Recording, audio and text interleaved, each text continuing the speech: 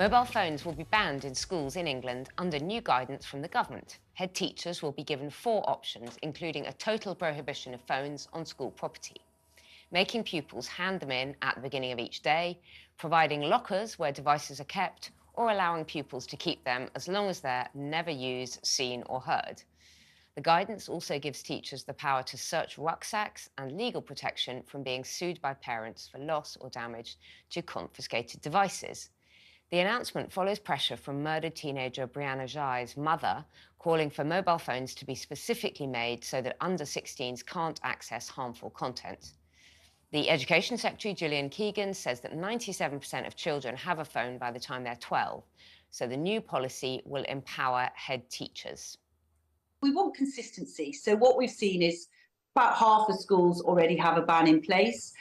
Some of them restrict phones all through the day. Some of them allow phones during break times. So there are inconsistencies. And what we feel is important now is to get phones out of the classroom. They are a distraction. We have been concerned about increases in bullying, etc., amplified by social media, but largely it's to make it clear and to empower head teachers to say this is there's no place for the phones in our classroom. Labour says the Tories, who first called for a ban on phones 3 years ago, are trying to dupe the public.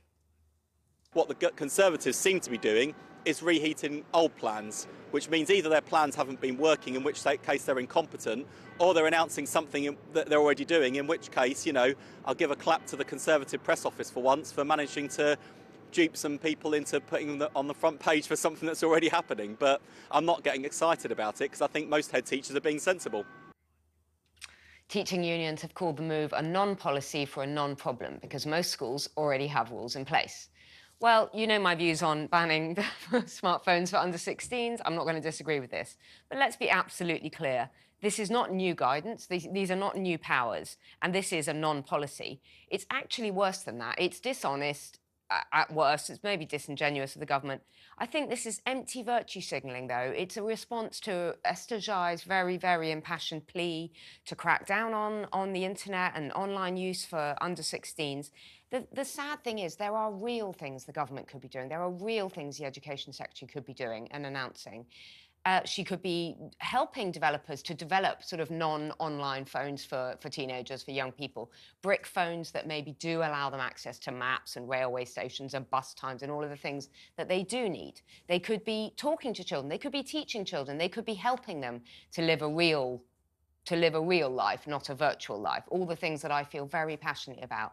And instead, Gillian Keegan is pretending that she's coming out with new powers for schools, new policies, and it's nothing of the sort. Yeah, schools ban stuff all the time. It was POGs. Do you remember POGs? Yes. Yeah. But at my school, it was POGs were banned. We didn't have phones. What is a POG? It's like a circle thing. You'd throw it against it. It was a game you played, and it was a craze. And what, Ian is pretending he went to school at the same time as you? Yes, in the 90s. So embarrassing. He's 3 years older than me. You don't know that, embarrassing. Look at him. At least Daisy and I are honest. like We my granddad sitting over literally there. don't have a clue about what you're talking about. This is the level of debate. This is the level of debate when people are addicted to their mobile phones. When I was using a mobile phone despair. in school, because I'm so young. So I'll raise you a Tamagotchi. Yeah. Tamagotchi, exactly. Ian, I was going to Schools say can ban- Tamagotchi, but that doesn't work Schools either. can ban whatever they want all the time. Yep. They don't need Gillian to do this. But if this, I don't think this is a reaction to Brianna Ghey's mum's concerns from Esther, because this doesn't stop online bullying. The kids will still get their phones when they get home. Yeah, exactly. They're still No, going it to access doesn't social stop media. it. I'm saying it's a craven virtue signalling response. They're trying to make out that they're responding to that. It's very cynical. Yeah. It's Gillian Keegan pretending that she's listening to... Look, it's the 75th time this policy has been announced. Yeah. That's the point. Yes. It's just it's the same old policy all the time. And actually, Wes Streeting is right, which is that most head teachers are doing the right thing, and everybody knows the screamingly obvious, which is you shouldn't be able to use your phone when you're in the classroom because you're not going to be learning, you're going to be distracted. And all schools should have a clear policy. And it was interesting that Gillian Keegan said she wants consistency, and then she's put forward 4 different options for schools, and no one's going to... who wants to search a kid's rucksack? That's hiding to nothing. You just say, when you're in the classroom, you're not allowed to use your mobile phone. Now, if you want to use it during break time, that's another issue. And as you say, Emma, the big issue is how the hell do we protect kids from what a phone is capable of doing, as you also said, JJ, which is you can still be bullied the minute the school bell rings, and you can still see massively inappropriate content when you're 16 and under. Yeah, I'd like to see Gillian Keegan stop schools from falling down. I think that might be perhaps number one on her list. Yeah. I would like to see her make sure there's a rule in place that you fire any head teacher that allows pronoun choice in your class. Just get rid of those people. It's a distraction. It's destructive, blah, blah, blah.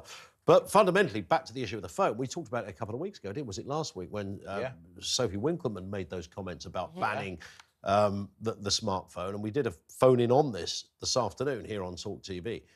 And I would like to see here all day. I've been here all day, grafting, 4 days' work. But yeah, it's impractical to do it until somebody You've got to do two things. You've got to get Apple and the like to invent a phone that does what you said. You can check your railway line. You can't do anything else on it. People say, well, parents will just give kids the phone instead. Exactly. If they do that, make that as much an offence as giving your kid heroin, and then we might get well, you should be able to. You should be able to identify who is using a phone through face recognition, through age things. Correct. It should be possible, if you're trying to access a website and the phone knows you're under 18, not to be able to access that website, even if you're using your parents' phone. I'm delighted to see Ian, at least, is coming around to my campaign.